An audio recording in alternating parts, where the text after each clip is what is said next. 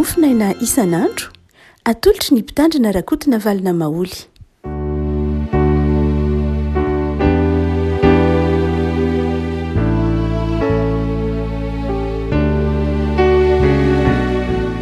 Miarahabatsika revako malala tohatry ity Zoma fa 12 ny volana Desambra ity ny Mofonaina volahatra ho antsika dia ny salamo, boky ny salamo fa 7:10, salamo 7:10, andiny fa 7 ka hatramin'ny andiny fa 1:10 amin'ny anaran'i Jesosy. Tafatoetra ny fok'Andriamanitra eny, tafatoetra ny foko, hira sy ankalaza aho, mifoaza ry voninahitro, mifoaza ry varisy lokanga, hifo maraina koa. Hiderenao eny amin'ny vahoaka aho tompo, ankalazanao eny amin'ny firenena. Fa lehibe miaritra amin'ny lanitra ny famindramponao, ary miaritra amin'ny rahona ny fahamarinanao. Misandratany ambony lanitra ianao Andriamanitro, aoka ho ety ambony tany rehetra ny voninahitrao. Ray masonao manamasinana ny fahamarinana ny teninao ny fahamarinana. Amen. Tafatoetra ny fok'Andriamanitro eny, tafatoetra ny foko. Eo amin'teny hoe fo ao amin'ny soratra masiny testamenta taloha na leb ao ny teny hebreo dia tsy milaza lay ataon'ny teny grika hoe kardia fotsiny na lay hoe taova mitempotempo izay mampikorina ny raha, tsy ny ihany no antsoina hoe fo. Fa amin'ny testamenta taloha amin'ny fomba fijerin'ny jiosy zany ny hebreo dia ny fo no ivony mahaolona ny olona amin'ny testamenta taloha. Zay no mahatonga ny hoe ny fiovampo no midika hoe fibebahana. Ny fo no heveriny hoe ivony mahaolona ny olona, ivony fisainana. Ny fo no ifandraisan'ny olona amin'Andriamanitra. Ny fo no ifandraisan'ny olona amin'ny olon-tiany, amin'ny fiarahamonina. Ary ny fo no azo lazainy hoe mamaritra mihitsy aza ny mahaolona ny olona. Ny biby sy ny zava-manan'aina hafa tsy mba nitenenina hoe misy fo na dia misy fo aza. Ny zava-biby dia tsy dia nitenenina loatra ny hoe fo amin'ny biby, fa ilay fo amin'ny olombelona, ny fo amin'Andriamanitra no heverina hoe misy. Ary dia eto ary ny mpanao salamo dia niteny hoe tafatoetra ny fok'Andriamanitra. Inona no mahatonga ity mpanao salamo ity miteny izany teny mamperitreritra izany hoe tafatoetra ny foko? Farafahakeliny dia zavatra telo. Rehefa miteny izy hoe tafatoetra ny foko dia izao, afaka ilay tebiteby, afaka ilay yaya. Satria ny mpanao salamo dia mieritreritra mihitsy fa ny fo no mamakafaka, ary ny fo koa no velom-panahina. Ny tebiteby manana hoe ahoana moa zany zao ny hoavy, ahoana ny ankehitriny, ahoana ny faran'ny fiainana, ahoana ny zavatra sedra rahampitso, ravakapitso, dia mitebiteby le fo.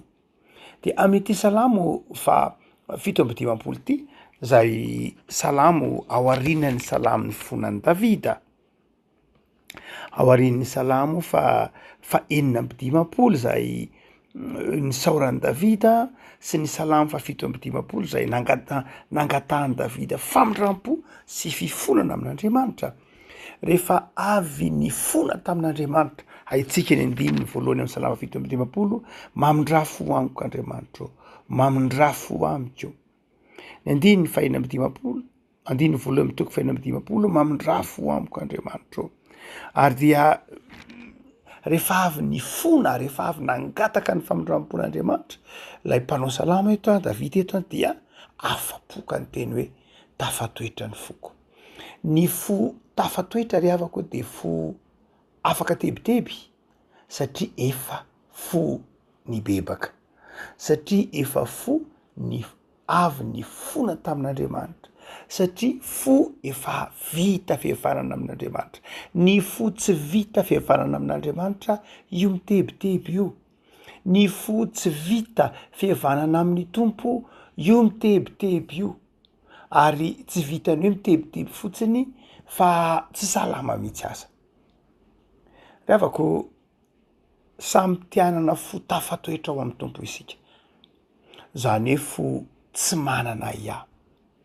Tokana ny vahaolana ho i Davida ny voalohany de zao miavana amin'Andriamanitra, mangatany famindram-pon'Andriamanitra, mangatany famindram-pon'Andriamanitra arak'izay hitanao azy amin'ny Salamo 1:10, Salamo 5:10, indrindra ny 4:10 sy ny 7:10. Ny andininy fa voalohany moa amin'ny Salamo 1:10 ahitsika ny vivavaky Davida taorin'izay ota nataony tamin'ny Batseba, dia hoy izy manao hoe mamindrafo amiko Andriamanitro, sasao madio amba ho afa-keloka, tsaroko ny fahadisoako, taminao de taminao ihany nantako. Zany hoe ny lalana ambaran'i Davida ho mitondra ny olona ho amin'ny fahatonipo dia ny fibebahala. Fa ny faharoa ny dikany hoe tafatoetra ny fo, tsy fo mitebiteby ihany fa fo koa afa-po amin'Andriamanitra, fo afa-po amin'ny fitondran'Andriamanitra. Ny mpanao salamo de Davida de resy lahatra mihitsy fa Andriamanitra de mitondra ny fiainan'ny olona, tsy ny olona ohatran'ny Davida na ny olona ohatrantsika no tsy resy lahatra ny amin'ny fitondran'Andriamanitra. Tsika de resy lahatra fa izao fiainantsika izao de misy mitondra, izao fiainantsika izao de misy mandamina, izao fiainantsika izao dia efa misy mandahatra, tsy tsika mihitsy no tsy resy lahatra am'zany. Na dia ny malagasy ataontsika hoe tsotra malagasy nentim-paharazana ary de resy lahatra mihitsy ny amin'ny hoe misy mandahatra zao fiainan'izao, misy mandamina zao fiainan'izao. Zay raha teo no mahatonga ny teny hoe rary ny marina dia samy milaza avokoa ny lahatra de samy voambonana mirakitra hoe misy mpandahatra, misy mpandamina, misy herim-pandamina ity fiainany ity fa tsy hoe mandeha ho azy fotsiny am'izao. Ary de itsika moa mino sy mahatoky itsika ny amin'ny fitiavan'Andriamanitra tsika de io Andriamanitra zay angatahantsika famindram-po io ny mandamina mandahatra ny fiainantsika olombelona, indrindra moa ny fiainantsika bino. Ary dia indraindray nefa anatin'ny fitondran'Andriamanitra ny fiainantsika bino io misy zavatra zay tsekeniny zay tsika, tsekeniny saitsika ny hoe zao ve ny nandaharanao azy Andriamanitra, avy aminao ve zay zavatra izao, zao ve ny fomba fandaharanao, avy aminao ve zao zavatra lalovako zao. Satria fatatsika fa tsy zay rehetra mivavaka akory te voatery hoe mahazo valim-bavaka daholo, betsaka ny mivavaka fa tsy mahazo valim-bavaka, betsaka manakana ny fiainana amin'Andriamanitra fa mbola mandalo zavatsarotra ihany, mety tsy sitrana ny aretina, mety ho zay nangatahana tsy azo, betsaka ny kristianina, betsaka ny olona eto amboniny tany mandalo ny zany zavatra izany. De mametra-panontaniana tsika rehefa indray mivavaka ka tsy mahazo valim-bavaka, indray mitalaoka tsy mahazo ilay zavatra irina, nandrandray miezaka manompo an'Andriamanitra amin'ny finoana ihany fa mbola tojo zavatsarotra, mbola tojo fangipina, de mametraka le fanontaniana araka ny tenin'ny Isaia mpaminany manao hoe miafina aminao ve Andriamanitra ny rariny tokony ho sao de mba tsy tadidinao ary Andriamanitra, sao de mba adininao ary de misy fotoana ny fotsika tsy tafatoetra amin'Andriamanitra satria tsy afa-po amin'ilay fitondran'Andriamanitra isika. Eto ny mpanao salama de afa-po amin'ny fitondran'Andriamanitra izy.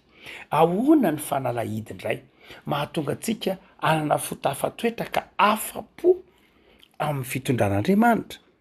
Nahoana no afa-po amin'ny fitondran'Andriamanitra isika ka manjary manana fo milamina?